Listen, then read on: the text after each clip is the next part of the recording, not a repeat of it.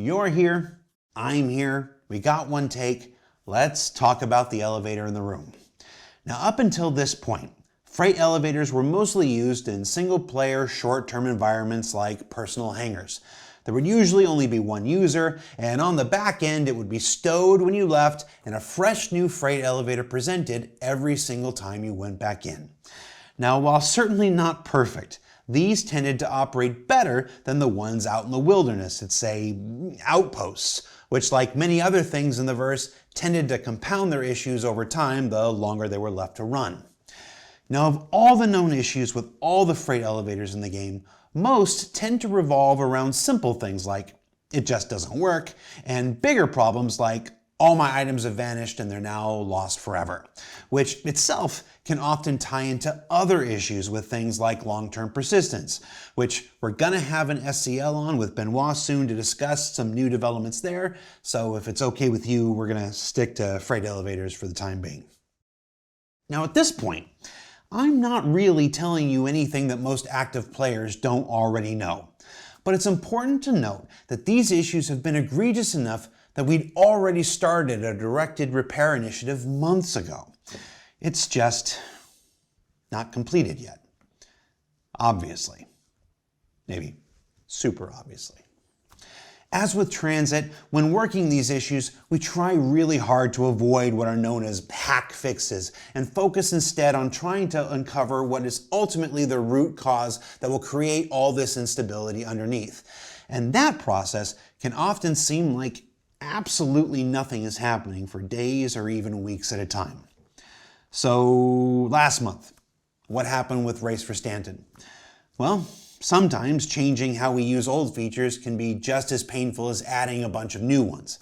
With a higher concurrency in daily active users than any patch this year, large numbers of players were driven from their private freight elevators and their personal hangars to the more troublesome ones out in the PU.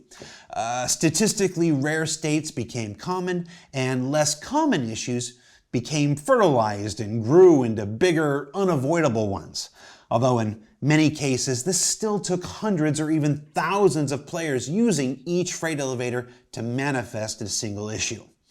Now, like with transit before it, or the infamous 30K issues of old, who remembers those? The issues you encounter in the PU are not always due to one or two bugs, but often dozens and dozens of underlying conditions beneath and around it, which throwing thousands and thousands of players at have helped us address more successfully than ever before. And since the release of Alpha 4.2.1 and up until the recording of this video, we've identified the root causes of 44 individual freight elevator issues, with 20 of them being classified as blockers or critical, and almost all of them with causes only revealed by running thousands of people into them over and over and over again throughout this event. Now, in a phrase that should be very familiar to our software engineer enthusiasts out there, as we work to fix each issue we encountered, the resolution would often reveal another lying in wait underneath. But this is a good thing, yeah? We did all this intentionally to force progress so we can finally fix freight elevators like we did 30K and are still doing with transit? No. Now, while the project will definitely benefit from what happened long-term with all the fixes and hardening that's been going in and that will continue to go in throughout Alpha 4.3 and beyond, the answer to what really happened isn't particularly exciting or salacious or any different than what I imagine most of you already suspected. We knew there'd be issues like there have been, but we underestimated how they'd compound on top of one another at higher stresses. It's been a sometimes frustrating process for everyone on both sides of the project, but at the same time, we're super proud of the content and cadence we've achieved this year, and of the strides all of our teams are making to make this the most compelling year of Star Citizen gameplay yet. For every single step backwards, I truly believe we're taking multiple strides forward, and the overall improvements to the experience along the way are what keep many of us motivated to continue going month after month. And with this new Onyx facilities content drop being spread out over multiple releases, we're going to continue taking the time to improve existing experiences along the way. And to that end, as some of you probably have already heard, it was in the loading screen and whatnot, we're also going to go ahead and extend the Race for Stanton missions while we continue to work on freight elevators throughout Alpha 4.3. It'll mean another month for folks to try to dethrone Hurston from the lead they hit so very early, for you to earn any of the individual rewards that are still outstanding, and for us to continue beating on freight elevators about the head and neck with the proverbial pipe along the way. And all while you continue your exploration of ASD's latest malpractices. And speaking of which, we've also made the decision to keep relatively quiet on Onyx facilities in ISC and beyond. We do this to better let you investigate and discover things for yourself. But that doesn't mean there isn't more that August has to offer. So let's go ahead and use our remaining time this week to explore the other aspects of this new release in Patch Report Alpha 4.3.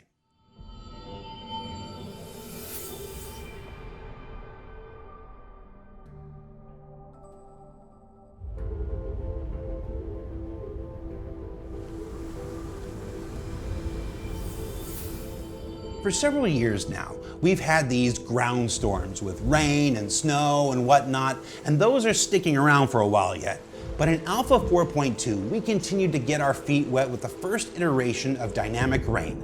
And now, 2 months later in this release, we're continuing our climate campaign with the nascent version of dynamic snow, which leverages the same system to sleet the skies wherever the surrounding situation is sound. Sorry. It's a small thing to let us avoid rain falling on snowy areas, but these incipient iterations will continue to develop both in gameplay and in its sights and sounds over subsequent releases. And meanwhile, in things you can wear and hold, almost every patch this year has had a new armor and weapon to discover. And in August, you'll find the new Specialist Light Stealth Armor. There are a few different variations floating around, including a neat ASD one, and this one from Wicklow. It's an interesting visor, but it does beg the question, with the blast shield down, how can I even see? How am I supposed to fight? To which the answer is, I probably shouldn't quote Star Wars, because Disney has lawyers. We've also got a new Volt weapon this month called the Zenith Sniper Rifle that, and let me read this text I have on the screen here from Zach, combines the raw punch of a charged sniper shot with the rapid-fire precision of a marksman rifle, which doesn't sound OP as heck at all, Zach.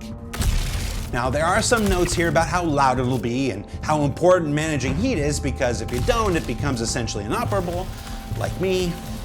And it's the latest in this year's line of Volt weapons, and like all the others before it, you can be the judge if its advantages are worth the trade-offs.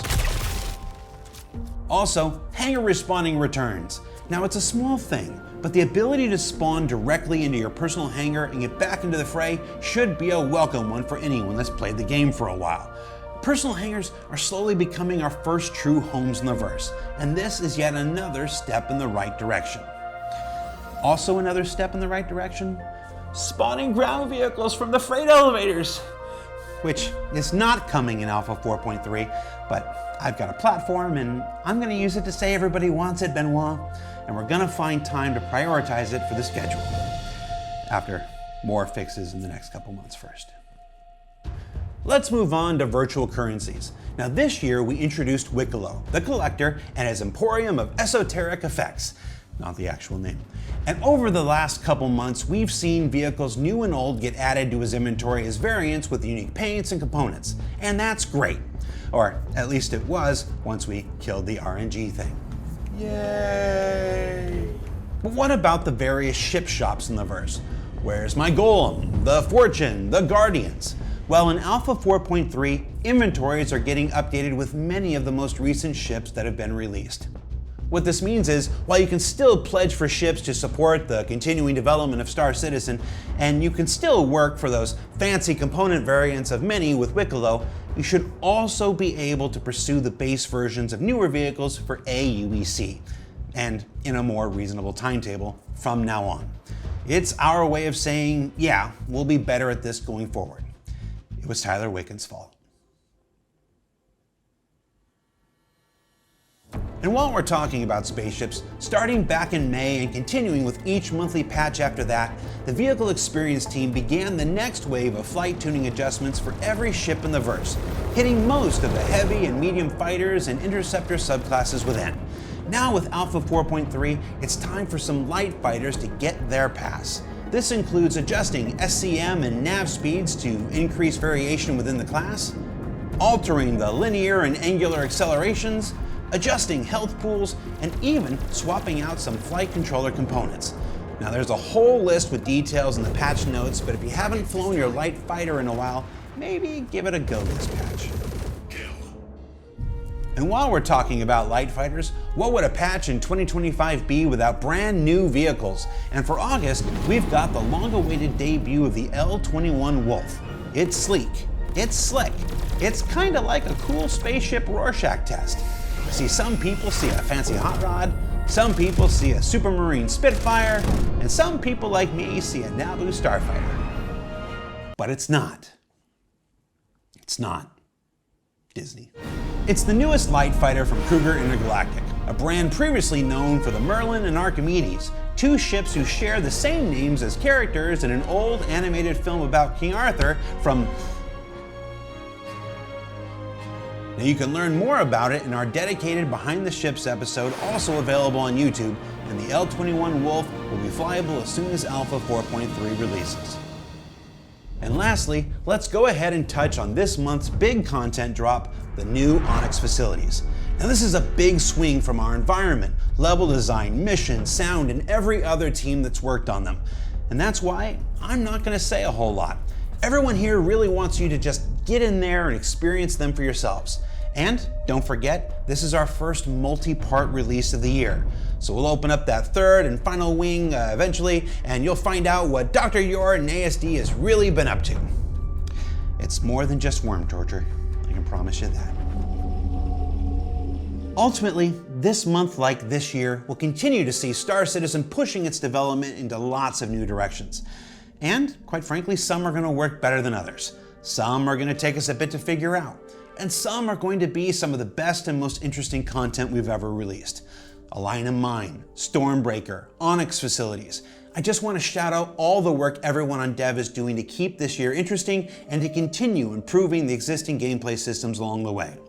And then of course, the continued engagement with the project from you, who are coming back month after month in record numbers to see where we're going next. And finally, if you are wondering why I'm at my desk, where I spend most of my day doing my other job behind the scenes that has little to do with ISC or SCL, there's this little thing called CitizenCon Direct coming up on October 11th, and the spaceship is currently locked down for the next 8 weeks filming for that. So be sure you check out the latest post on the Bar Citizen Global Watch Parties to find out where you can join our staff to watch it as it unfolds. For Inside Star Citizen, I'm Jared Huckabee. Thanks for listening to me yak about freight elevators for 5 minutes, and I was gonna do a joke here at the end where I pretend to push a button and the elevator takes me down beneath my desk, but considering the work that we still have ahead of us in fixing them proper, it would probably go a little something like this. I'll just say we know what's left to do and we're on it. Thanks for watching. We'll see you next time.